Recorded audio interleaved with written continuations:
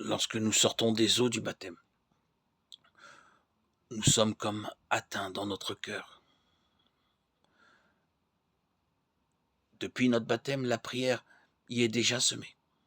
Là, en notre moi le plus intérieur, nous y trouvons Jésus présent.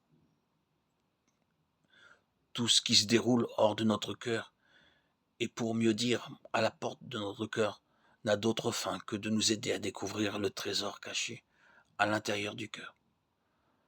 Là se trouve le sépulcre de Pâques, et là la vie nouvelle. Femme, pourquoi pleures-tu? Qui cherches-tu? Celui que tu cherches, tu le possèdes, et tu ne le sais pas. Tu es la vraie, l'éternelle joie, et tu pleures. Elle est au plus intime de ton être, et tu cherches au dehors.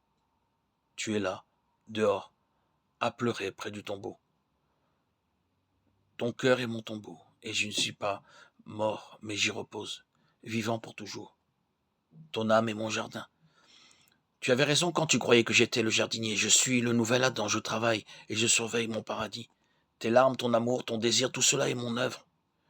Tu me possèdes au plus intime de toi, sans le savoir, et c'est pourquoi tu me cherches dehors. C'est donc au dehors aussi que je t'apparaîtrai, et ainsi je te ferai revenir à toi-même, pour te faire trouver à l'intime de ton être, celui que tu cherches au dehors. Notre cœur, nous l'atteignons au mieux par la parole de Dieu, à condition toutefois.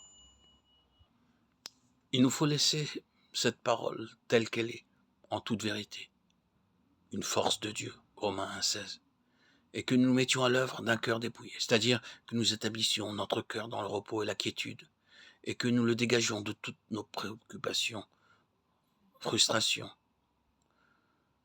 Cette rencontre de la parole et du cœur est un effet indiciblement plus important. Il y va d'un éveil ou d'un sommeil, d'une naissance ou d'une mort.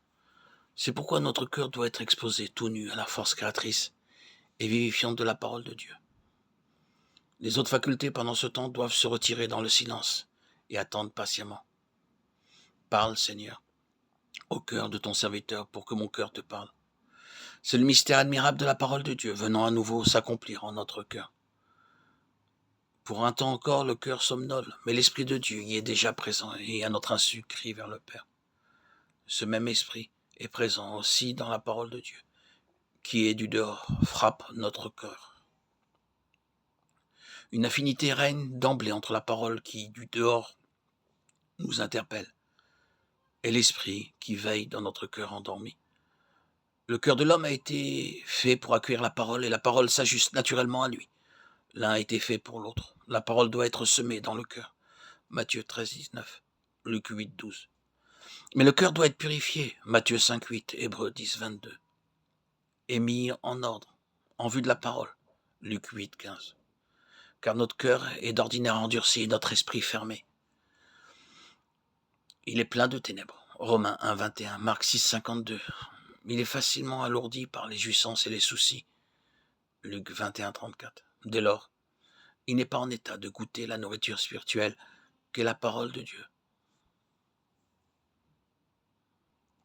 Mais lorsque la parole interpelle notre cœur, l'un et l'autre peuvent se reconnaître mutuellement, soudain et de façon totalement imprévue, grâce à l'unique esprit qui les occupe.